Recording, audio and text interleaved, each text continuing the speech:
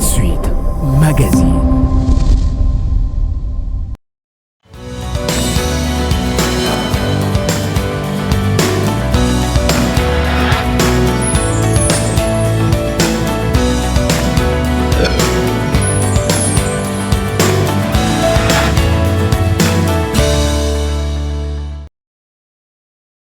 Bien-aimés frères et sœurs, chers amis de l'émission Dimanche matin, c'est avec joie que nous vous retrouvons encore en ces jours dans le cadre de cette émission qui a déjà été adoptée par vous et qui vous permet de commencer de la bonne et de la belle manière votre journée de dimanche avant de pouvoir vous rendre au culte pour le service divin. Et vous connaissez l'ossature de l'émission, donc comme d'habitude, nous aurons un cantique à vous proposer. Et nous aurons une pensée, la pensée du jour. Et il y a une question qui a été posée par l'un d'entre vous dont la réponse sera la thématique de ce jour.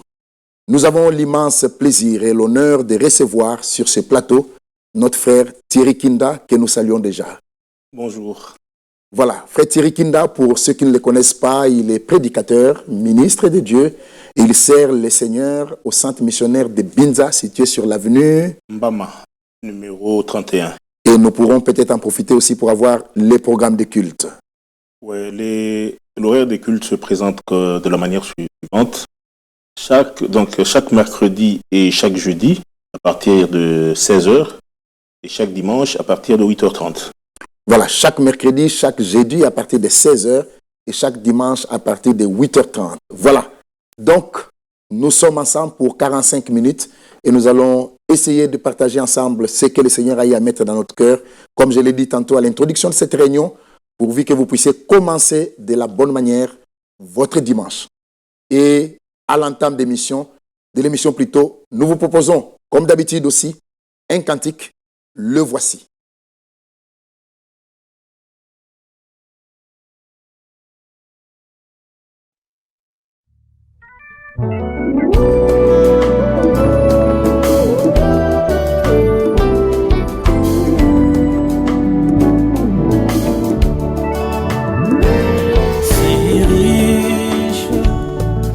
Profond, insondable, c'est l'amour divin, l'amour rédempteur. Pour moi, indigne et sauvé par grâce, pour moi.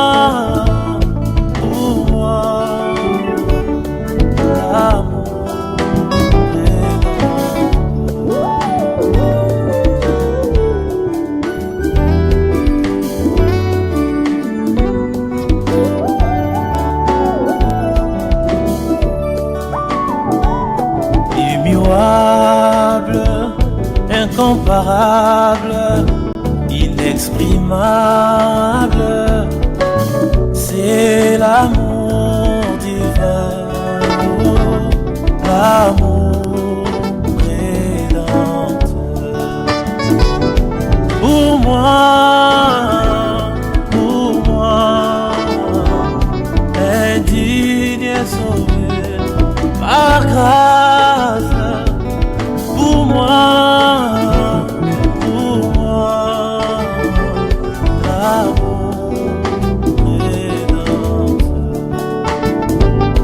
Comme c'est beau, comme c'est doux, des frais donnés, c'est l'amour divin, l'amour rédempteur. Pour moi, indigne et sauvé par grâce. Pour moi, l'amour rédempteur. Pour moi,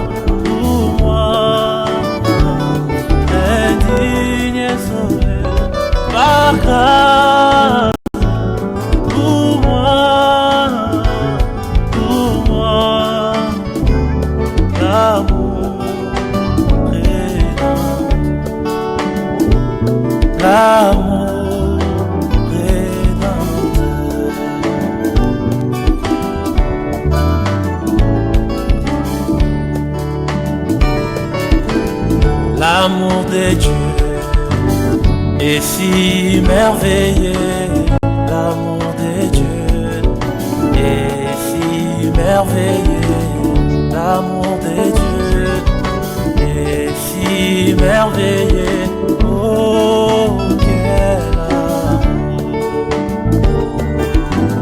l'amour de Dieu, et si merveilleux l'amour de Dieu, et si merveilleux l'amour de Dieu, et si merveilleux, oh quel amour.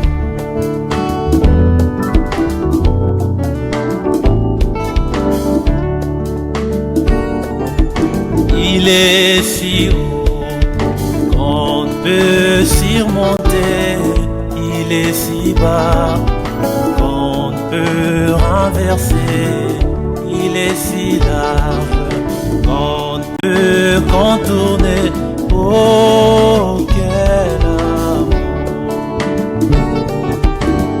Il est si haut qu'on peut surmonter, il est si bas qu'on peut renverser, il est si large qu'on peut contourner, oh quel amour,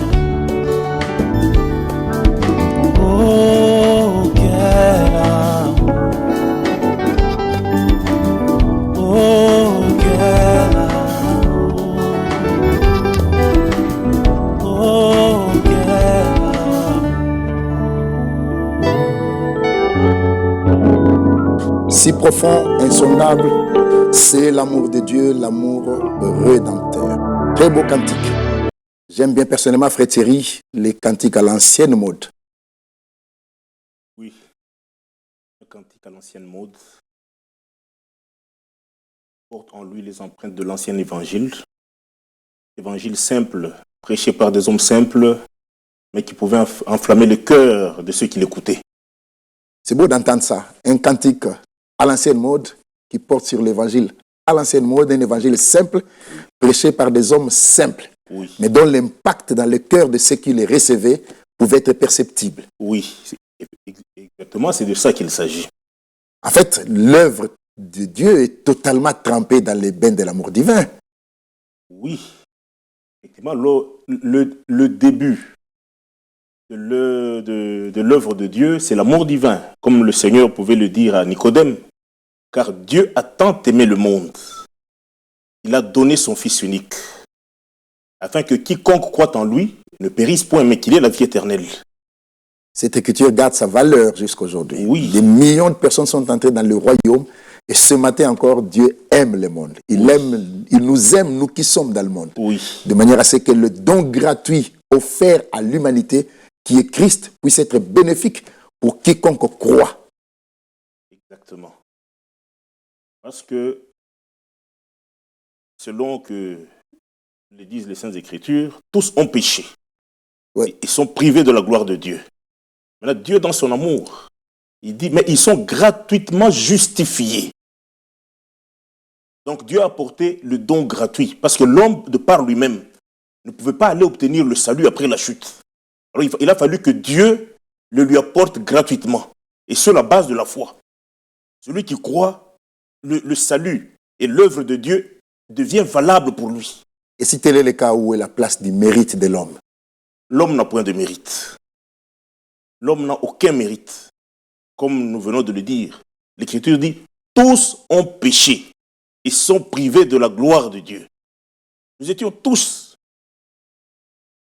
tombés. S'il y en avait un seul qui pouvait ne pas être compté parmi les coupables, ça devait être celui-là, notre Sauveur.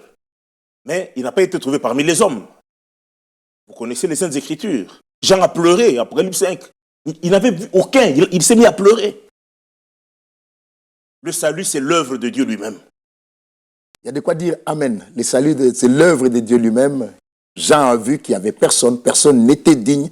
Dans les ciels, sur la terre et sous la terre, personne n'était digne. Il fallait que Dieu prenne un corps humain. Et comme on l'a dit dans l'une de nos précédentes publications, le plus grand événement de l'histoire de l'humanité, ce n'est pas le fait que l'homme ait marché sur la lune, mais c'est le fait que Dieu a marché sur la terre pour offrir à l'humanité pécheresse le don gratuit. Amen. Amen. Voilà. Alors, nous passons directement à la pensée du jour. Notre pensée de ce jour, nous la basons sur Éphésiens, chapitre 2, dans la même lancée. Éphésiens, chapitre 2. L'apôtre Paul dit ceci.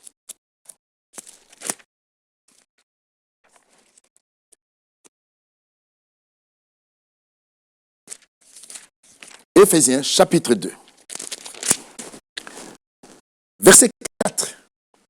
Mais Dieu qui est riche en miséricorde, à cause du grand amour dont il nous a aimés, nous qui étions morts par nos offenses, nous a rendus vivants avec Christ. C'est par grâce que vous êtes sauvés. Chers amis, bien-aimés frères et sœurs, vous qui êtes abonnés de notre émission, si nous avons lu ces passages dans le cadre de la pensée du jour, c'est puisque nous voudrions partager avec vous la petite pensée qui suit. Nous sommes attachés. Les chrétiens, les élus de Dieu, sont attachés non pas au Dieu qui est riche en or et en argent, car c'est vrai, Dieu est riche en or et en argent, mais nous sommes attachés au Dieu qui est riche en miséricorde, car nous connaissons, les chrétiens connaissent la valeur de la miséricorde de notre Dieu. Vous avez un mot à nous dire là-dessus, frère Thierry? Oui, effectivement, nous avons tous besoin de cette miséricorde divine-là. Comme le disent les Saintes Écritures, la miséricorde triomphe du jugement. Quand l'homme pécheur, qu'est-ce qu'il méritait? Dieu l'avait dit à Adam, le jour que tu mangeras de l'arbre que je t'ai défendu, tu mourras. Mais regardez que, après le péché, Dieu lui-même pourvoit au salut. Donc Dieu commence à déployer le plan du salut jusqu'à ce que le Sauveur vienne. Et par le Sauveur, la miséricorde de Dieu a atteint tous les croyants. Et moi, je suis en train de résumer la pensée. Et ce Sauveur-là, avant d'aller souffrir sur la croix, de mourir en portant le péché de l'homme, il fait une merveilleuse promesse qui fait partie de ce que nous pouvons appeler le couronnement même de l'amour de Dieu. Il dit que votre cœur ne se trouble point. Ça, c'est Jean chapitre 14, versets 1 à 3. Que votre cœur ne se trouble point. Croyez en Dieu et croyez en moi. Il y a plusieurs demeures dans la maison de mon Père. Je m'en vais vous préparer une place. Quand je m'en serai allé et que je vous aurai préparé une place, je reviendrai et je vous prendrai afin que là où je suis, que vous y soyez avec moi. Mais regardez d'où est-ce que Dieu tire l'homme. L'homme qui normalement devait mourir à cause du péché. Mais après l'œuvre du salut, il y a une place préparée pour l'homme auprès de Dieu. C'est ce que nous appelons la richesse de la miséricorde. Dans la miséricorde de Dieu, il y a un grand contenu, c'est très précieux, des choses que l'homme ne peut pas soupçonner. Voilà, dans la miséricorde de Dieu, il y a un contenu précieux, des choses que l'homme ne peut pas soupçonner. Si nous sommes sauvés, c'est à cause de la même miséricorde. Si nous serons dans la Nouvelle Jérusalem, nous y serons, c'est à cause de la même miséricorde. Nous partagerons l'éternité avec notre Seigneur, certainement comme il l'a promis, à cause de cette miséricorde. Alors laissez-nous nous attacher au Dieu qui est riche en miséricorde. Nous passons à la prochaine étape. Il est question de la question du jour après ceci. Dieu vous bénisse, homme de Dieu, Nazar Moko. Je suis le frère Johnson Basekeli et je me sens très honoré de participer à cette émission qui parle de la rédemption comme sujet du jour. Et j'avais des petites questions à vous poser concernant la rédemption, des questions qui me montent à cœur. Et la première est celle-là. Qu'est-ce qu'on entend par mystère de la rédemption? Et mystère de la rédemption, c'est quoi? Qu'est-ce qu'on entend par ces mystères? Et la deuxième est comment s'est fait la rédemption. Merci frère Nazar, j'espère que vous allez me satisfaire par vos réponses. Dieu vous bénisse et bénisse tout le peuple de Dieu. Merci.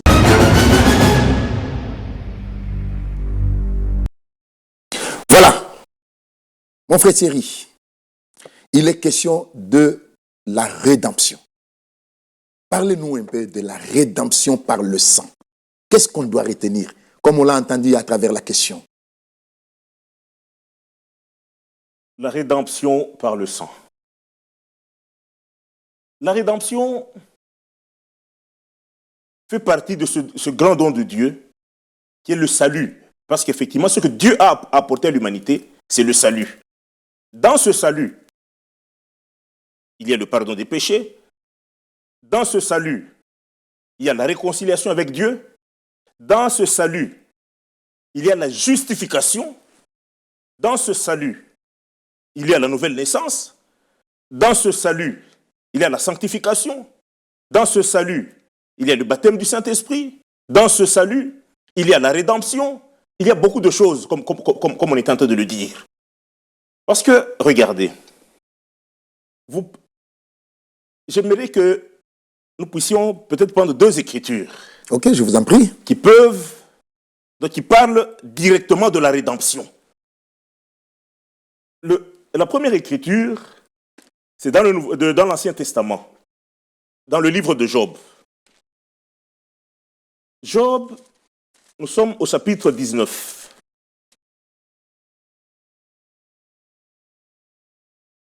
J'ai préféré prendre cette écriture et l'autre parce que le mot ou la notion de rédemption ressort. Bien que dans d'autres, effectivement, il est question de la rédemption, bien que le mot ne soit pas rendu. J'ai d'abord voulu partir de ces deux écritures. Job 19, nous commençons au verset 23, mais la pensée qui nous intéresse est au verset 25. Donc, regardez. Job, qui était un homme de l'Ancien Testament, il dit « Oh, je voudrais que mes paroles fussent écrites, qu'elles fussent écrites dans un livre. Je voudrais qu'avec un burin de fer et avec du plomb, elles fussent pour toujours gravées dans le roc. » C'est-à-dire, ce qu'il voulait dire là était tellement important et il en était certain. Il voulait qu'on puisse en garder le témoignage. C'est pourquoi il dit on peut même le graver avec un burin de fer et avec du plomb. Et qu'elles fussent gravées dans le roc. Mais de quoi s'agit-il? Le verset 25. Il dit, mais je sais que mon Rédempteur est vivant et qu'il se lèvera le dernier sur la terre. Quand ma peau sera détruite, regardez, écoutez maintenant, quand ma peau sera détruite, il se lèvera. Quand je n'aurai plus de chair, je verrai Dieu. Donc vous voyez que c'est une espérance que Job possédait qui allait au-delà de la mort. Il dit, même quand ma peau sera détruite, même quand je n'aurai plus de chair, je verrai Dieu. Et au verset 27, je le verrai et il me sera favorable. Mes yeux le verront et non ceux de notre. Et mon âme languit d'attente au-dedans de moi. Donc ici, vous voyez que la rédemption, ici, elle est attachée à une vie victorieuse sur la mort. Il dit, quand mon Rédempteur, il dit, même quand je ne serai pas là, je n'aurai plus de chair, ma chair aura disparu. Quand mon Rédempteur se lèvera, mes yeux le verront. Regardez. Et nous allons dans Romains chapitre 8. Peut-être au courant de l'entretien, on en aura à en parler. Mais regardez. Romains chapitre 8. Et déjà, avant même que vous puissiez lire Romains chapitre 8, oui. Donc nous retenons déjà la pensée de Job 19, que dans la rédemption, il y a la pensée victorieuse sur la mort. Oui. Voilà. Effectivement, il ne pouvait qu'être question de ça. Parce que le péché et la chute qu'il y a eu dans le jardin d'Éden avaient comme conséquence la mort. Voilà. Alors, l'œuvre rédemptrice et l'œuvre salvatrice devaient régler la question de la mort. C'est ça. Si elle ne réglait pas la question de la mort, on peut dire que ça allait être une œuvre qui aurait tapé à côté. Il a fallu que la question, le problème soit réglé. Voilà. Nous sommes dans Romains 8. Là-bas, il dit ceci. Verset 22 jusqu'au verset 23. Romains 8, c'est Paul qui parle. Il dit, « Or, nous savons que jusqu'à ce jour, la création tout entière soupire et souffre les douleurs de l'enfantement. » La création. Verset 23. Ce n'est pas elle seulement, la création, mais nous aussi, qui avons les prémices de l'esprit. Nous aussi, nous soupirons en nous-mêmes, en attendant l'adoption, la rédemption de notre corps. Vous voyez que, parlant du Rédempteur, Job a parlé de son corps. Oui. Je n'aurai plus de chair, je n'aurai plus de peau, mais mon Rédempteur est vivant, je le verrai. C'est ça. Paul aussi, ici, il dit, nous attendons l'adoption, la rédemption de notre corps. Et comme je disais, et tout ceci fait partie du salut. Parce que dans ce salut, pour abonder dans le sens de la question que vous venez de nous poser, ce salut devait régler le problème principal, qui était la question du péché et de la mort. Parce que la mort en tant que conséquence du péché. Oui. Maintenant, il fallait que la solution de Dieu relève l'homme de cet état-là. Mais vous savez, comment est-ce que l'homme est tombé? Lorsque Dieu a créé l'homme, l'homme était d'abord un être spirituel. On peut le lire, donc les deux versets qui peuvent éclairer cela. D'abord, je l'explicite de cette manière. L'homme, quand Dieu l'a créé, il n'avait pas un corps de chair et de sang. Ce n'est qu'après que les Saintes Écritures disent « Dieu forma l'homme de la poussière de la terre ». Et c'est dans ce corps-là, qui est issu de la poussière de la terre, le corps de chair et de sang, c'est dans ce corps-là que l'homme est tombé. Qu'on le lise quand même avant de progresser. Nous sommes d'abord dans Genèse chapitre 1er. Regardez là où Dieu crée l'homme. D'abord, et là où il vient ensuite le placer dans un corps issu de la poussière de la terre. Nous sommes dans Genèse au chapitre 1er. J'espère que je trouve vite ce verset-là. Voilà. Nous sommes au verset 26. Genèse 1, verset 26. Puis Dieu dit, faisons l'homme à notre image, selon notre ressemblance, et qu'il domine sur les poissons de la mer, sur les oiseaux du ciel, sur le bétail, et ainsi de suite. Verset 27. Dieu créa l'homme à son image, il le créa à l'image de Dieu, il le créa, donc il créa l'homme et la femme. Maintenant, quand nous allons dans Genèse chapitre 2, ça dit plus tard, Oui. après ce témoignage que Dieu a créé l'homme à son image, nous sommes dans Genèse chapitre 2.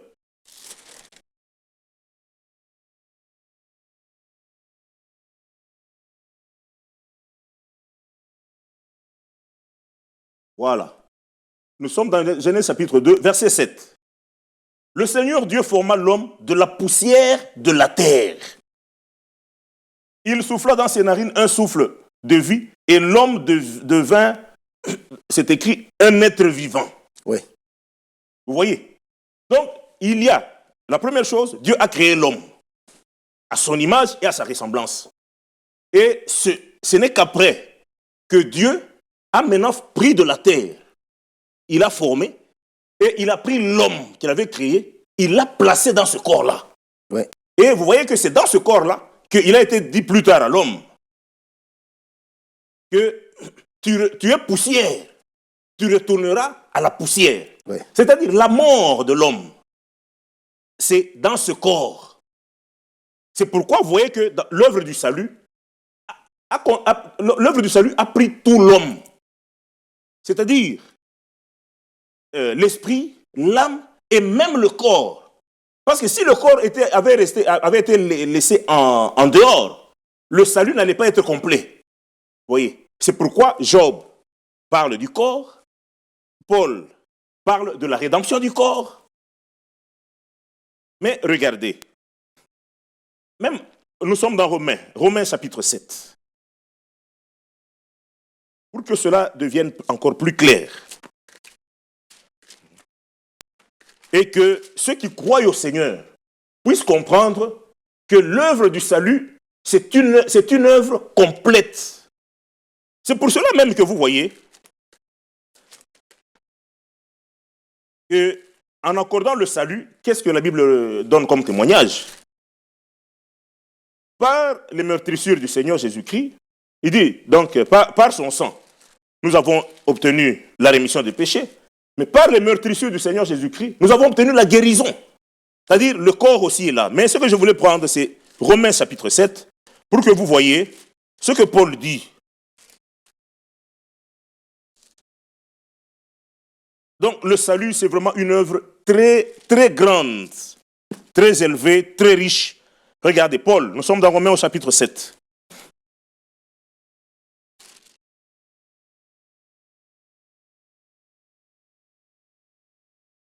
Le verset 14. On va prendre le verset 14 et le verset 24, juste les deux versets. Il dit, nous savons en effet que la loi est spirituelle. Vous voyez que Dieu, dans le parcours avec la race humaine, quand il a fait alliance avec Israël, Dieu a donné la loi. Oui. Mais là, Paul dit, nous savons en effet que la loi est spirituelle. Mais moi, je suis charnel, vendu au péché. Vous voyez que le péché est lié à la chair, à ce corps. Il dit, moi je suis charnel, vendu au péché. Toujours Romains chapitre 7, maintenant le verset 24. Misérable que je suis, qui me délivrera du corps de cette mort. Vous voyez, ici, il y a la question d'être délivré aussi du corps de cette mort. 1 Corinthiens chapitre 6. Regardez ce salut. Cette rédemption par le sang de Jésus-Christ. Nous sommes dans 1 Corinthiens chapitre 6. Regardez de quoi il est question. Je prends juste les versets 19 et 20. Je peux même commencer au verset 18. Fouillez l'impudicité. Quelque autre péché qu'un homme commette, ce péché est hors du corps. Mais celui qui se livre à l'impudicité pêche contre son propre corps. Écoutez maintenant le verset 19. Ne savez-vous pas que votre corps est le temple du Saint-Esprit qui est en vous, que vous avez reçu de Dieu et que vous ne vous appartenez point à vous-même? Parce que j'entends souvent, et j'ai déjà entendu ça plusieurs fois, il y en a qui disent que l'Église, c'est le corps, c'est le cœur. Oh, Dieu traite seulement avec le cœur, la chair. Non. Ici, il est question du corps. Il dit votre corps est le temple du Saint-Esprit qui est en vous et que vous avez reçu de Dieu et que vous ne vous appartenez point à vous-même. C'est-à-dire même notre corps ne nous appartient pas. Cela est éclairci par le verset 20. Car vous avez été rachetés à un grand prix. Glorifiez donc Dieu dans votre corps et dans votre esprit qui appartiennent à Dieu. Voilà, il y a la notion du prix qui vient d'être insérée. Oui. Et quel est ce prix? Oh, mais ce prix, le prix, wow. Ça, c'est une bonne question. On répond avec deux écritures. Nous sommes d'abord dans Ésaïe 49 et ensuite nous irons dans la première épître de Pierre. Que dis-je? Ce n'est pas Ésaïe, c'est Psaume 49. C'est le Psaume 49. Regardez. Parce qu'il est question d'un prix. Ouais.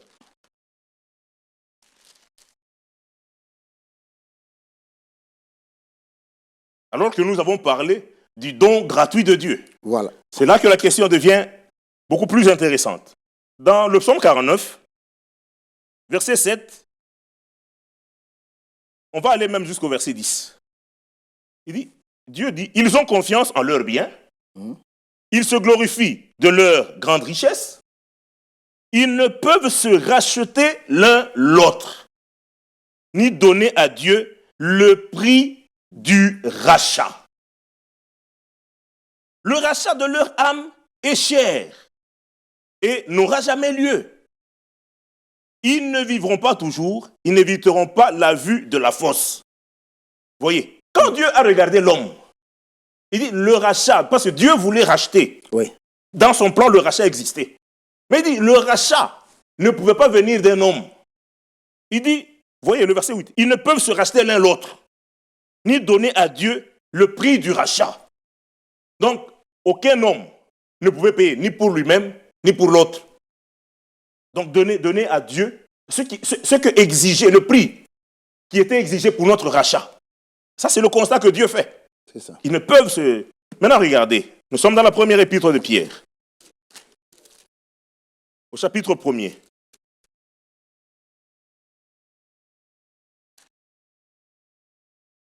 C'est là que nous allons comprendre que bien qu'il y avait un prix, mais le rachat et le salut nous ont été donnés gratuitement.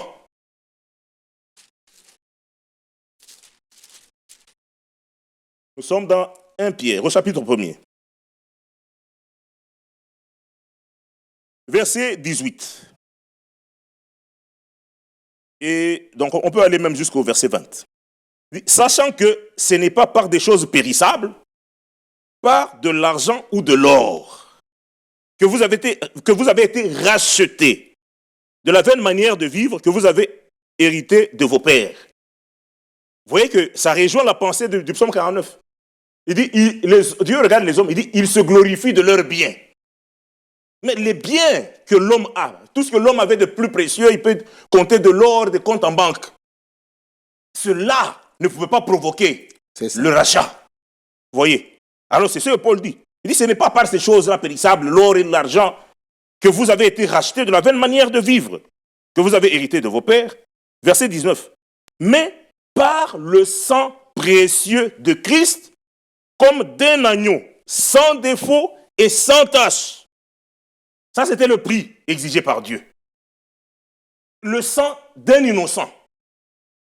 Celui-là devait être sans défaut et sans tache. C'est celui-là qui pouvait racheter le coupable en payant de son sang. Et c'est ainsi que vous voyez, comme l'homme ne pouvait pas, il a fallu que Dieu intervienne, que Dieu donne. Et Jean le présente aux eaux du Jourdain. Voici l'agneau de Dieu. Ce n'est pas l'agneau de l'homme. C'est-à-dire c'est Dieu lui-même qui a donné. Vous voyez, un prix très précieux, un prix très élevé. L'homme ne pouvait pas le trouver. Dieu trouve ce prix-là. Il donne son fils, mais il ne te demande de rien payer. Il ne te demande rien. Ne viens pas avec ton argent, ne viens pas avec ton or. Fais-moi seulement confiance. C'est gratuit. L'agneau de Dieu qui ôte le péché du monde. Vous avez été rachetés par le sang précieux de Christ, comme d'un agneau sans défaut et sans tache, prédestiné avant la fondation du monde et manifesté à la fin des temps à cause de vous. Ça, c'est ça le prix du rachat. Le sang précieux de Jésus-Christ. Très bien. Il y a le salut, Oui, qui est globalisant. oui, Il y a la notion de la rédemption que vous venez d'évoquer, qui touche même jusqu'au corps. oui. Et il y a le prix qui a été donné. Et la précision vient d'être apportée, c'est le sang de Christ. Oui. Est-ce le sang liquide ou c'est autre chose?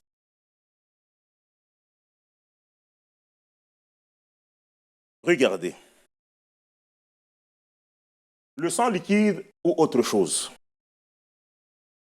Puisque l'Écriture va jusqu'à dire que la vie d'un être est dans son sang. Oui. Or, avant que Christ ne répande son sang, les hommes sont morts. Oui. Il y en a qui ont été tués. Oui. Le sang a coulé. Oui. Mais le sang de Christ avait quoi de particulier pour accomplir ce que Dieu exigeait? Le sang de Christ, ce qu'il a de particulier, d'abord, comme on vient de le lire, c'est le sang d'un innocent. Ça avait été... cela était exigé par Dieu comme ça. Déjà dans les types.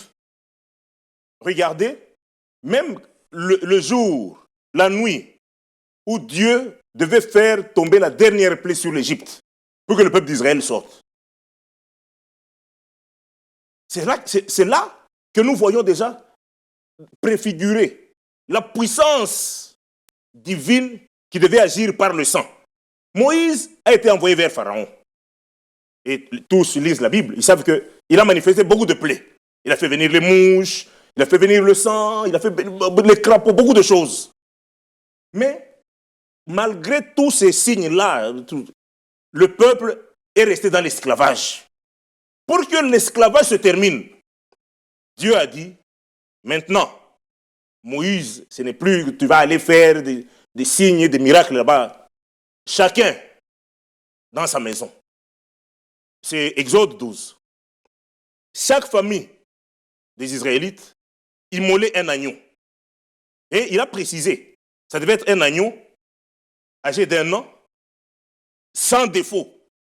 Là-bas, c'était un défaut corporel, parce que c'était juste l'évangile qui était annoncé comme des signes. Que le sacrifice qui devait venir pour la libération, la grande délivrance du peuple de Dieu, ça devait être un innocent, quelqu'un qui n'a pas de défaut. Alors, qu'est-ce qui s'est passé? Dieu n'a pas dit que vous allez vous servir donc peut-être de la peau pour vous protéger. Non. Il a dit, c'est le sang qui vous servira de protection. Vous allez prendre le sang. Dans chaque maison où l'agneau sera immolé, vous allez manger de sa chair, vous allez prendre le sang et vous allez le placer sur le linteau de la porte. Quand l'ange de la destruction passera, il dit, le seul signe, je verrai le sang, je passerai par-dessus vous en vous épargnant. La mort ne frappera pas dans cette maison. Est-ce que vous voyez ça? Regardez attentivement la condition divine dans ces exigences-là. Dieu n'a pas dit que ceux qui devaient être dans la maison, il faut d'abord qu'ils soient sans défaut et qu'ils appliquent le sang. L'exigence divine était sur le sacrifice. Le sacrifice devait être sans défaut. Et ceux qui étaient dans la maison, tout ce que Dieu voulait voir, c'est l'obéissance dans la foi. Un incrédule, qu'est-ce qu'il pouvait dire? Mais Moïse, avec tous les miracles que tu as fait là, on n'est pas sorti. Maintenant tu dis, on met seulement le sang, on reste dans la maison. Vous voyez? Mais pour Dieu, c'était ça qui était valable. L'exigence divine, c'était le sang. Et Dieu ne tenait pas compte en ce moment-là de la qualité de ceux qui étaient dans la maison. Que l'obéissance d'abord soit constatée. Oui. Une question me vient à l'esprit quand vous en parliez. Je vis dans la Bible que 16 fois Moïse a vu Pharaon pour des négociations. Mais après l'ordre du Seigneur que vous venez d'évoquer, il n'y a plus eu de négociations entre Moïse et Pharaon. Qu'est-ce qu'on retient de ça?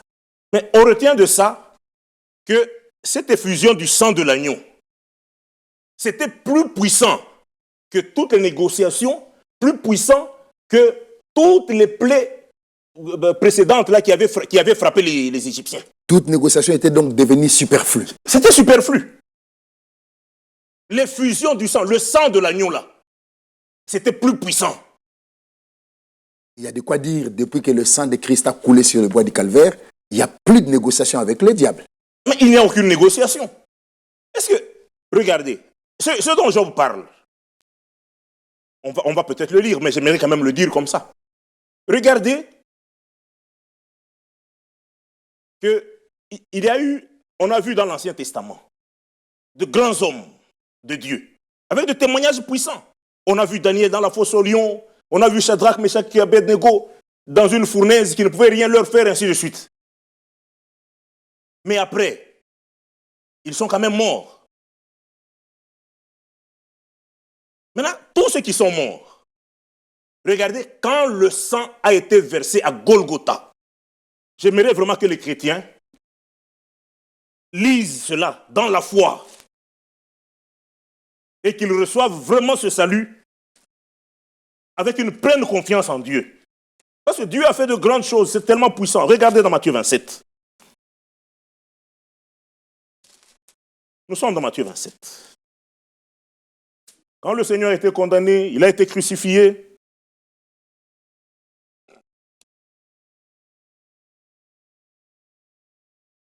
Nous sommes au verset 50. Ça, c'est le Seigneur sur la croix. Il a versé son sang précieux, maltraité, portant là une couronne d'épines. Verset 50. Jésus poussa de nouveau un grand cri et rendit l'esprit. C'est ça. L'agneau de Dieu que Jean avait montré. Oui. Il venait de verser son sang. comme le jour où le peuple d'Israël devait être libéré de la grande esclavage de Pharaon en Égypte. Quand le sang avait été versé, le peuple, Pharaon lui-même, Pharaon les a chassés. Partez d'ici, ne laissez rien. Et la Bible rend témoignage que même pas une ongle d'un Israélite n'est resté en Égypte. C'était une libération totale. C'est ce qui se passe ici. Jésus sur la croix, il a versé son sang, il pousse de nouveau un grand cri et rend l'esprit. Écoutez maintenant. Alors, le voile du temple se déchira en deux, depuis le haut jusqu'en bas. La terre trembla, les rochers se fendirent. Les sépulcres, regardez, les sépulcres s'ouvrirent et plusieurs corps des saints qui étaient morts ressuscitèrent. Étant sortis des sépulcres, après la résurrection de Jésus, ils entrèrent dans la ville sainte et apparurent à un grand nombre de personnes. Le centenier et ceux qui étaient avec lui pour garder Jésus, ayant vu le tremblement de terre, et ceux qui venaient d'arriver furent saisis d'une grande frayeur et dirent assurément, cet homme était fils de Dieu. Assurément. Assurément. Vous savez, parce que les Juifs craignaient. Comme Jésus avait dit qu'il devait ressusciter le troisième jour, ils se sont assurés, ils ont posé des soldats romains pour garder sa tombe. Parce qu'eux disaient que ses disciples allaient venir voler son corps. Mais ce jour-là, et il y a même d'autres écritures qui rendent témoignage. Qu'est-ce qui s'est passé le jour de la résurrection? Parce que rappelez-vous que quand les femmes venaient, on avait placé une pierre très lourde, difficile à déplacer devant sa tombe. Les femmes se posaient la question en venant, mais qui va rouler pour nous la pierre qui est devant sa tombe pour qu'on puisse l'embaumer? Mais quand elles sont arrivées, elles ont trouvé la pierre qui avait été roulée. Parce que quand il y avait eu ce tremblement de terre, il y a eu un ange, un être céleste qui est descendu. Elle a enlevé la pierre. La pierre, elle ne l'a pas enlevée pour Jésus. Elle l'a enlevée pour que les femmes qui venaient puissent entrer. Parce que vous savez que le Seigneur ressuscité n'avait pas besoin de passer par une porte, ainsi de suite. Ses disciples pouvaient être enfermés, lui venait. Mais regardez ce qui se passe. Job, qui disait, je sais que mon Rédempteur est vivant. Il se lèvera le dernier. Même quand je n'aurai pas de peau, je n'aurai pas de chair.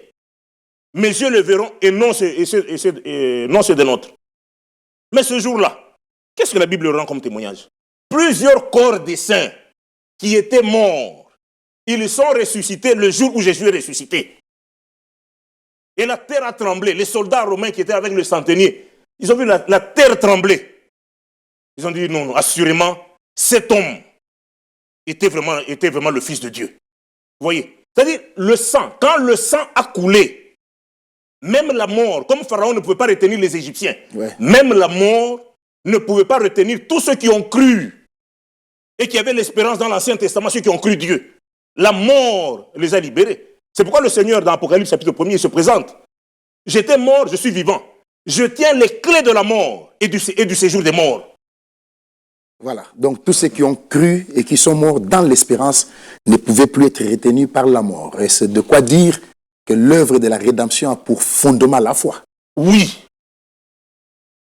Pour nous, c'est ça qui est valable. Parce que si quelqu'un ne croit pas, Dieu ne peut rien faire avec une telle personne.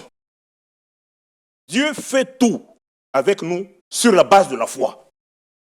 Celui qui croit, c'est pourquoi la Bible dit, si tu crois, tu verras la gloire de Dieu. Le Seigneur pouvait dire à certaines personnes qu'il te soit fait selon ta foi. Dieu a donné, c'est le don gratuit de Dieu. Par le sang de Jésus-Christ. Ce sang qui a coulé, nous voyons les effets. Quand ce sang a coulé, si vous continuez la lecture, vous allez voir. On a lu. Jésus a poussé un grand cri. Dans le temple, le voile s'est déchiré. Mais parce que tout le peuple d'Israël, quand ils entraient dans le temple avait 3 parties, comme on sait. Dans la dernière partie, là où il y avait, donc, qui était voilé, il y avait le Saint des Saints. Là-bas, il y avait la gloire de Dieu. Ouais. Mais les hommes étaient privés de la gloire de Dieu à cause du péché. Mais quand le sang de Jésus-Christ est tombé, Jésus à Golgotha, son sang coule dans le temple, sans l'intervention d'aucune main humaine. le voile se déchire. Et il s'est déchiré de haut en bas pour montrer que c'est celui qui est au ciel qui déchirait. L'homme, par la foi dans cette œuvre, par la foi en Jésus-Christ, l'homme a accès à la gloire de Dieu. Il n'y a plus... C'est même ça. Regardez, nous sommes dans 2 Corinthiens. 2 Corinthiens chapitre 5.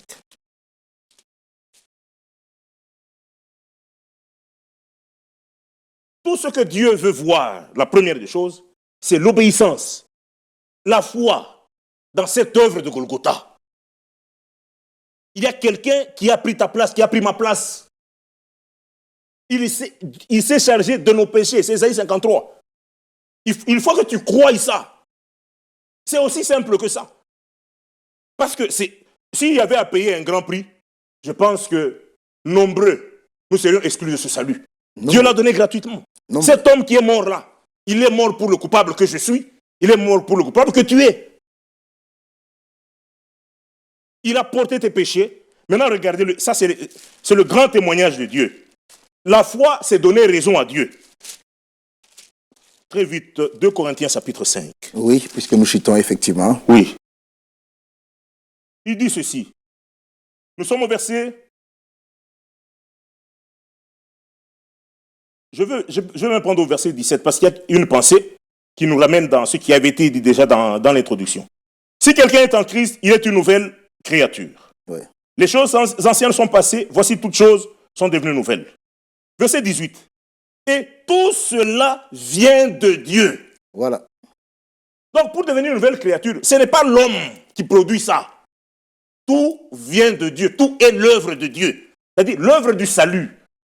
Du début à la fin, c'est l'œuvre de Dieu. C'est pourquoi il dit, tout cela vient de Dieu, qui nous a réconciliés avec lui par Christ. Et il nous a donné le ministère de la réconciliation. Verset 19. Car Dieu était en Christ et a réconcilié le monde avec lui-même. Vous voyez, Dieu est venu en Christ. Il a réconcilié le monde avec lui-même. Dans le jardin d'Éden, il les a chassés. Mais quand il a réparé la question du péché et de la mort par Jésus-Christ, Dieu est venu en Christ maintenant nous apporter la réconciliation. Nous pouvons nous approcher de lui. Nous pouvons avoir communion avec lui. On était au verset... Oui.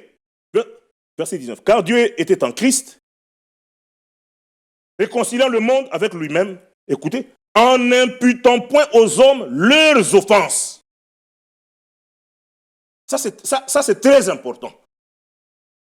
C'est pourquoi nous disions que lorsqu'ils étaient en Égypte, l'exigence divine était sur le sacrifice. Parce que Dieu, l'homme était déjà dans la chute. Il ne pouvait pas encore tomber plus bas que ça. Tout ce qu'il restait, il fallait que Dieu le relève.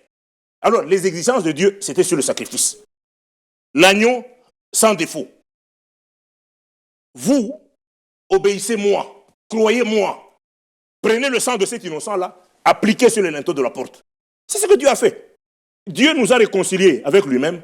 Et dans cette réconciliation-là, Dieu ne tient pas compte de tes péchés. Il ne t'impute rien. Dieu ne te retient rien. Voilà. Et ça, c'est l'amour divin. Ça, c'est l'amour de Dieu. Ça, c'est l'œuvre parfaitement accomplie sur le bois du calvaire. Voilà, la notion de la rédemption, elle est profonde. Nous ne pouvons pas tout terminer en une émission, croyez-nous. Et surtout, qu'il a été question de ce que Dieu a exigé déjà aux enfants d'Israël, le sang, l'obéissance à l'instruction du Seigneur a préservé la vie de ceux qui étaient dans les maisons où le sang était appliqué sur les linteaux et sur le poteau comme ça a été exigé. Quand notre frère Pierre Thierry parlait, j'ai pensé directement, je me suis dit, mais pourquoi le sang n'a pas été appliqué sur le seuil? Certainement pour que les gens ne puissent pas fouler Amen. le sang aux pieds, mais qu'ils soient sous la protection du sang. Amen. La rédemption, c'est un homme, c'est quelqu'un qui a donné sa vie. Dieu devint homme et il a payé le prix qu'il exigeait lui-même. C'est son propre sang dans lequel, comme on l'a entendu, la vie de Dieu est circulée et que par là, nous avons été rachetés pour que nous puissions désormais appartenir au Seigneur. Nous sommes là, nous arrivons à la fin de notre émission de ce jour. Nous allons certainement, par la grâce de Dieu, avoir d'autres occasions pour discuter de cette notion aussi profonde. Et nous remercions notre frère Thierry qui s'est dégagé pour être là avec nous Que les riches bénédictions du Seigneur soient avec lui. Amen. Aux uns et aux autres, partout où vous êtes, nous vous souhaitons un très bon culte et que le Seigneur vous bénisse tous et à la prochaine. Au revoir.